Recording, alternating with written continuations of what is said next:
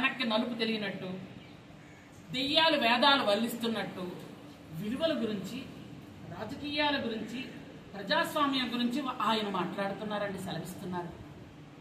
కూర్చొని ఒక పేపర్ ఒకటి పట్టుకొని చదివేసుకొని విలువల గురించి, ప్రజాస్వామ్యం గురించి ఆయన నోట్లో నుంచి ఆ మాటలు వస్తుంటే గొప్ప కామెడీగా అనిపించింది నాకు. సుమి, జబర్దస్త్ రోజా గారి నోట్లో నుంచి, ఈ నోట్లో నుంచి ఇలాంటివి వస్తుంటే ఎంత కామెడీగా ఉంటుందంటే, ఆవిడ కామెడీ జబర్దస్త్లో మానేసి బయట చేస్తుంది ఆవిడ. ఈయన డైరెక్ట్ లైవ్లో చేస్తుంది. ఎలా ఉంది అని అంటే, ప్రజాస్వామ్యయుతంగా రాజకీయాలు చేయాలట, ప్రజాస్వామ్యయుతంగా పద్ధతుల్లో ఓట్లు వేసుకోవాలట.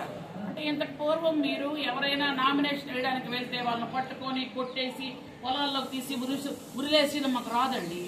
డైరెక్ట్గా నామినేషన్ మీరు వేసుకున్నారు, మేము వేసుకున్నాం. మీరు ప్రచారం చేస్తున్నారు, మేము ప్రచారం చేస్తున్నాం. మీరు రేపు ఓట్లు వేస్తారు, మేము వేస్తాం. నాకు తెలిసిదే ప్రజాస్వామ్యం, మీకు తెలిసిన ప్రజాస్వామ్యం మాకు తెలియదు. మరి ఇక్కడ మీకు చాలా ప్రజాస్వామ్యం తెలుసు. ఎందుకంటే ఎవరైతే నామినేషన్ వేయడానికి వస్తారో వాళ్ళని కొట్టడం, వాళ్ళని తన్నేయడం, అవసరమైతే వాళ్ళని చంపేయడం, నరికేయడం, ఇలాంటి ప్రజాస్వామ్యం మీకు తెలుసు. విలువల గురించి మాట్లాడుతున్నారు. విలువలు, ఈయన తల్లి చెల్లిని మెడగట్టుకొని బయటకు గంటేసినోడు విలువల గురించి మాట్లాడతాడు. కార్యకర్తల్ని మెడ మీద కారులు ఎక్కించిన ఆయన ఈయన విలువల గురించి మాట్లాడతాడు. చిన్న గొడ్డలతో నరికేసి గుండెపోటని డ్రామాలు ఆయన ఈయన విలువల గురించి మాట్లాడతాడు. ఇది మనం వినాలి, నేర్చుకోవాలి. కర్మ కాకపోతే ఏం చేస్తాం? ఇది ఈ తాలూకా వ్యవహారం.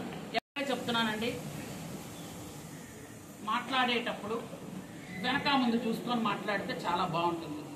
చంద్రబాబు నాయుడు గారిని కామెంట్ చేసే స్థాయి ఈ రాష్ట్రంలో ఎవరికీ లేదు. నేను ధైర్యంగా చెప్తాను.